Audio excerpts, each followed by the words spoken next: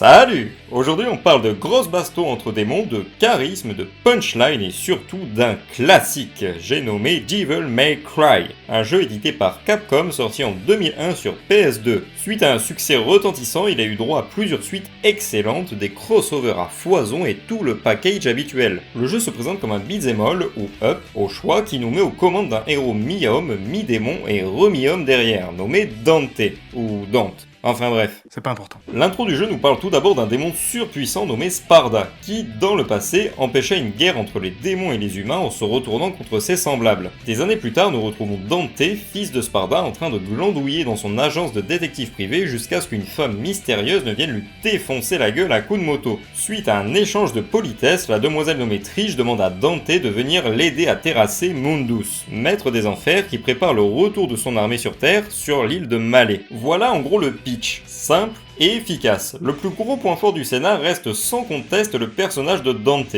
héros au charisme sans pareil, débordant de désinvolture et de badasserie par tous les ports. C'est d'ailleurs ce qui m'a poussé à faire ce premier jeu, car en effet j'ai découvert la série DMC très tardivement, grâce au 4e épisode sorti sur PS3 et 3.6. Je regardais mon frère y jouer et bordel que ce Dante m'a marqué. Son look, son caractère, ses mimiques, sa puissance, bref, il est absolument génial. J'avais vraiment envie de découvrir l'origine du personnage, ce pourquoi il a tant marqué les joueurs, et je me suis donc perdu sur l'île de Malé en sa compagnie, et c'était vraiment sympa, hein. Pas exceptionnel, hein, car le jeu a énormément vieilli, mais vraiment cool. Déjà, l'ambiance est excellente. Tout le long de l'aventure, on aura droit à cet univers très sombre et envoûtant, mixant cathédrale néo-gothique, forêt lugubre, catacombes et enfer dégueulasse. Et tout ça est mis en image par la caméra fixe du jeu qui, au détriment de la visibilité en combat, apporte vraiment une ambiance très spectaculaire au décor. Au passage, hein, rien à voir, mais pour ceux qui l'ignorent, sachez que ce DMC devait être à la base Resident Evil 4. Mais au vu du décalage entre la série mythique de Capcom et le dynamisme de DMC, il a été décidé d'en faire une nouvelle licence. Voilà, c'était la petite anecdote que je ne savais pas où placer.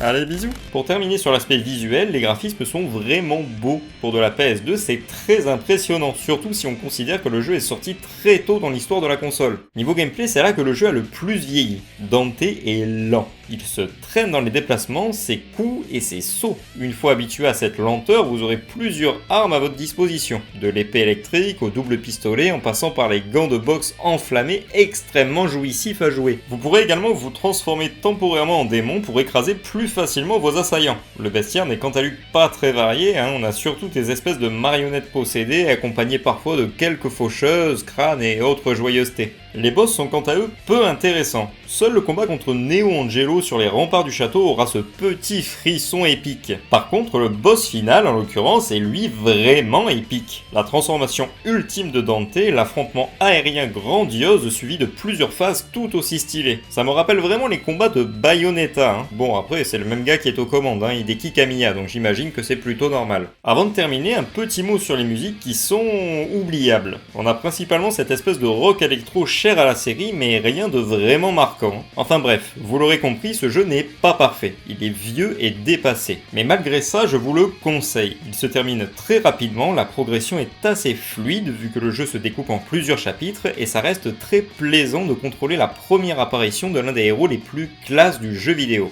Pour conclure, si vous aimez les grosses cathédrales, les gros démons et les héros badass, laissez une chance à ce classique de la PS2. Vous ne serez clairement pas déçus. En attendant, moi je vous dis à la prochaine pour une nouvelle vidéo. D'ici là, portez-vous bien.